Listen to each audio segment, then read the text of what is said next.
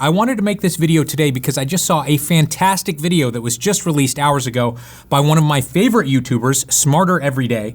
And in this video, he goes through the incredibly frustrating process of trying to have a product fully manufactured in the United States. After 4 full years of trying to get a grill brush made here in America, he actually ended up failing to do so. I recently made a couple of videos about the new tariffs and how I've been forced to use Chinese manufacturing to bring a few different products to market. One guy specifically said that I was a traitor to my country because I had my hot sauce bottles made in China. I went to a facility that does injection molding and I said, can you make these parts? And they said, yes, we can make the parts. And I said, that's great. I would also like to make the molds here because I want to learn more about molds. And they said, oh no, we don't make molds here. We ship the CAD file to China and they make the mold and they send it back and then we injection mold. I said, no, that's not what I want to do. I don't want my intellectual property in China. I want to make it here. And they said, good luck. All right, Patrick, I saw this video by Destin, Smarter Every Day. I immediately sent it to you because I was like, oh my gosh, this is exactly what we've been dealing with and what we've been going through. And specifically you have been trying to make a baby bib. This is very similar to what I'm trying to make. And I've run into 2 major issues when I contact all of the manufacturers here in the US. The first one is that this is just simply too large of a product for them to make a mold for. And the mold that I'm trying to make isn't an injection mold, it's actually a compression mold. I don't know, why there's limitations on that, but they're all telling me that this is just too wide and it's just too big for a compression mold. I have not had that problem in China. The second issue that I have is just a minimum quantity order. I am trying to make 2,000 to 5,000 initial products just to test the market. And they are all telling me that their minimum order quantity is 20, 50, 100,000 units. Have you actually gotten any quotes from US companies? I think I did get one company. He called me back and he gave me a quote. And it was something like $20 a bib. And the quotes I'm getting back from China are ranging between $2 and $5. We actually have a neighbor in our community in Puerto Rico who his whole business, his whole family's business, has been making compression and injection molds in Puerto Rico. So I thought, man, this is my in. I'll just make my product in Puerto Rico. It'll be US made. It'll be made in my backyard. I can monitor it. It would be the best way to go about this entirely. And he told me, well, just be aware that the molds themselves made in Puerto Rico could easily be $25,000. I want everybody watching this to realize just how difficult it is to design a product from scratch. Destin's grill brush here only has 9 individual parts, and most of these parts are off-the-shelf parts, meaning that he doesn't have to custom design them and have them custom made in some factory. They existed before he started building this brush. Now, Destin is an incredibly smart and talented person. I'm sure he thought he could design this brush very easily. It's not a very complicated product. And everybody thinks that, but I'm telling you, it's a nightmare because you don't know what problems you're going to run into until you can test the product, and you cannot test the product until you build the product. And creating these prototypes is such a slow and expensive process. When you go against the grain, it'll catch. It puts a lot of tension on the individual rings and they're coming apart. With my hot sauce, I spent over a year designing the bottle and the lid, and then once I was happy with everything, I realized that I couldn't seal the bottle. Most hot sauces are sealed with a heat shrink wrap, but of course that requires a neck on the bottle, which my bottle doesn't have. I had planned to use a little foil sticker like you might see on a bottle of toothpaste, but only after I had finalized all of these designs did I learn that those foil stickers don't stick on glass, they only stick on plastic. So then I had to completely redesign my box, adding the tamper seal to the outside of the box. And then after I ordered 10,000 bottles, lids, and boxes, I had them shipped in to a co-packer in Florida. I flew in to be part of the first run. We made 2,000 finished bottles and we boxed them all up. And then we came in the next day and realized that all of the stickers were peeling off of the boxes. It all has to be redone. We have to open up hundreds of these 12 packs and redo all of it. Now, I know these issues sound silly and insignificant, but any one of these small sounding issues would absolutely destroy the business. If I sold hot sauce that looked like it had been opened and tampered with, I guarantee you the business fails immediately. And when you've spent literally years and tens or hundreds of thousands of dollars on this one product, having these little issues come up can just feel detrimental. It makes you want to completely give up. In all of Destin's videos, he's just the nicest, happiest guy, and he keeps up that appearance in this video as well. But I can tell you, if he really did work on this project for 4 years, he probably wanted to quit so many times. 1 inch long stainless steel quarter 20 bolt. This was so difficult. I know it sounds like an industrial commodity, seems like a simple thing, but if you want to buy this made in the USA and you stipulate that, that changes everything. Foreign bolt like this, 9 cents a piece. In the US, average 38 cents a piece. Now, when most people think about manufacturing, they imagine one factory where plastic and metal go in one side and then grill brushes come out the other side. And that's not really how it works, because most factories specialize in one thing, and they might make one component of a product that's made up of multiple components. Looking around my office here, I have products that are literally made up of hundreds or thousands of components.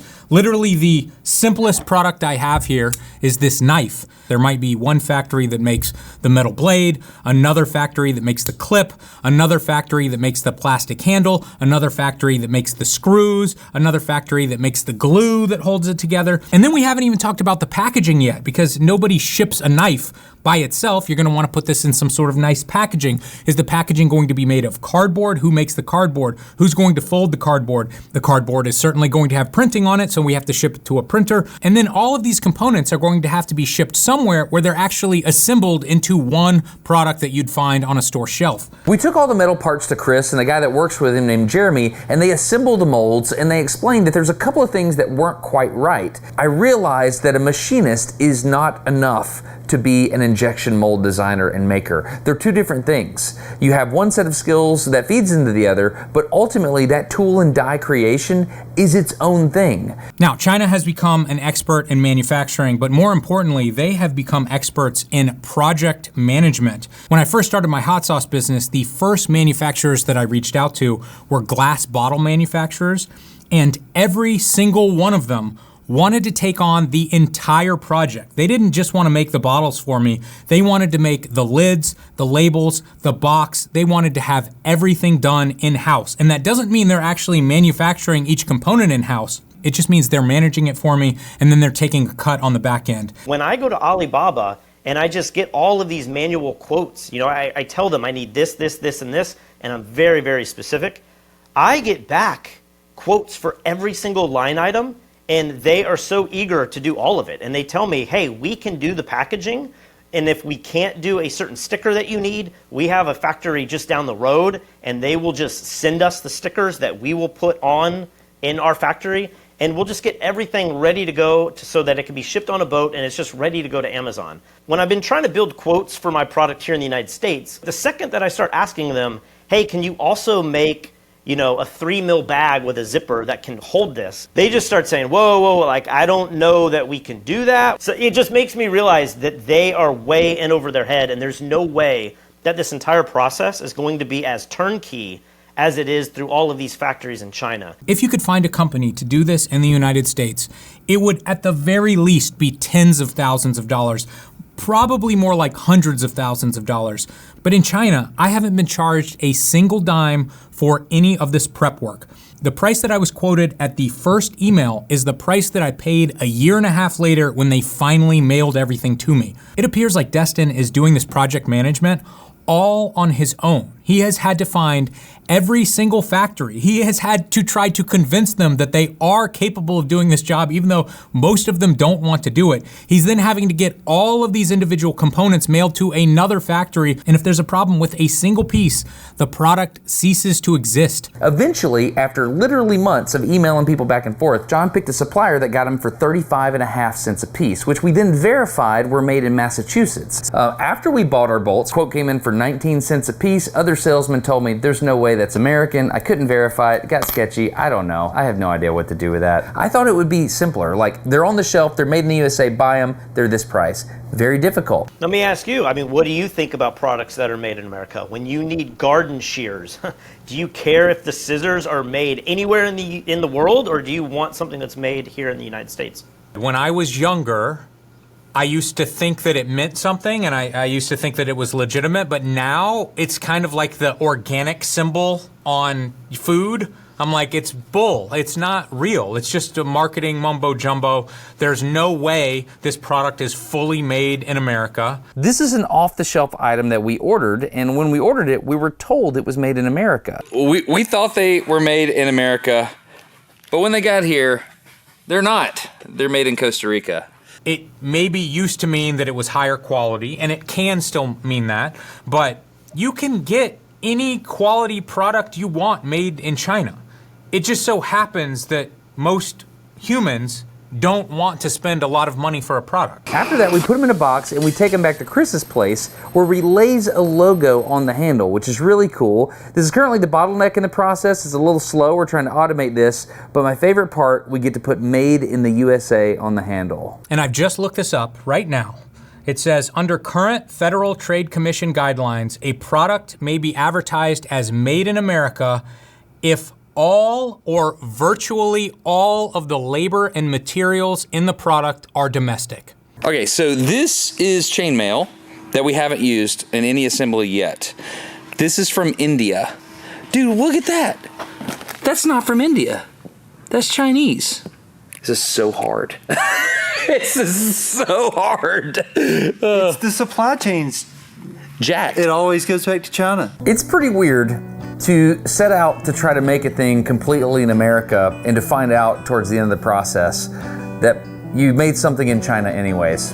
Destin's putting on a smile here, but I guarantee you this moment hurt very badly. Now, Destin has gone above and beyond what any other business would ever choose to do to have their product made in America.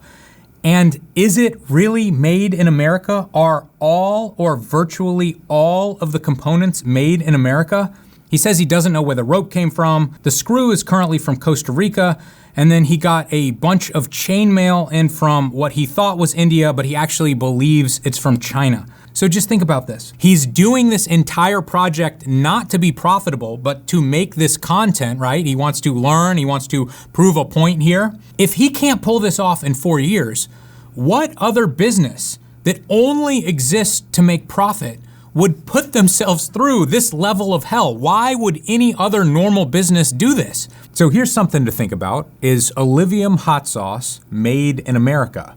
Yes, the bottle and box are made in China, but the sauce itself is cooked and packaged and shipped out of Florida. If you say no, because virtually every component was not made in America, that's fine.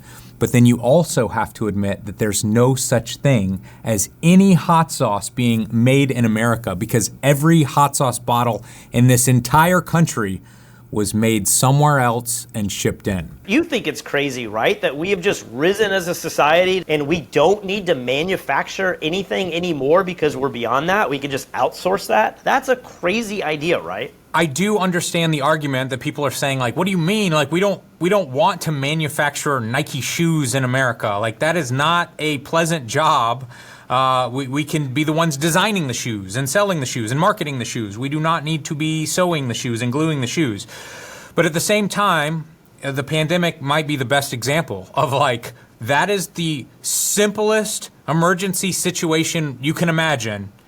And we were incapable of building paper with a string on it? We can't do that in America? So this is a serious problem, but it's honestly even worse and more confusing than you might think, because even if Destin does get every one of these components to be made in America, there's no possible way that he could have every single material made and sourced from America. There's no way that he could have every one of these components made with American-made tools. That would literally be impossible. If you can manufacture things locally, then that ensures your self-reliance, your stability, and ultimately, your freedom. Now, I do wish the answer was as simple as tariffs. We could raise the price on foreign goods and local manufacturing would come flying back into America. But of course, opening these factories and then creating the network of all of the factories that exist in places like China would literally take decades. And in my experience and talking to a bunch of other product creators, the cost of manufacturing in America versus China is not a small amount. In many cases, it's 5 to 10 times more to have products manufactured locally if you can do it at all, which means you don't need a 30% tariff or a 100% tariff. We need a 500 to 1,000% tariff before manufacturers like me could even consider moving over to America. In the 80s, 90s, tool and die makers were above the average by about 20% in terms of income in the United States. That's dropped today to 15% below the standard income level. And so it's tough to justify going into tool and die. And the government is going to have to come up with some sort of long-term incentive to get local businesses excited about investing millions of dollars in new factories that may not really be able to compete with other countries. It's going to be a very long-term process, and we really need to be thinking decades in the future. So I talk to companies every day that are like, I've got tool and die makers, but they're about to retire. They have open jobs today. There are tons of positions available. So I think that it's looking up for tool and die, especially when you combine it with new technology. I think the time to get into a thing is not when everybody else is doing it. It's before the wave happens. So if I was a young person, I would be looking into this right now. Now, even though Destin has not fully succeeded in making this product 100% in America, I just bought one. I feel like I need to support him because he spent so much time making this product on hard mode. He's done it in America as best he can so far. He's still working on it, so maybe one day this will be fully made in America. But he also filmed the entire process and he was more honest than he needed to be. He purchased components for this product that were advertised as made in America, and he could have just left it at that. But when he discovered these components were actually made in different countries, he was honest about it. I'm gonna link his product down below. If you need a grill brush, it's expensive, but I think he deserves our support. If you go into the store and you buy any one of these, when they put a sticker on here, it says something like, stop using this if bristles are found on the grill, replace after 1 year of use, recommended. That person is just trying to sell you a grill scrubber. I'm not. I'm trying to make your life better, and I'm trying to make it in America because I want people here locally to have jobs. It may not be fully made in America, but honestly, it might be as close as we're ever gonna get.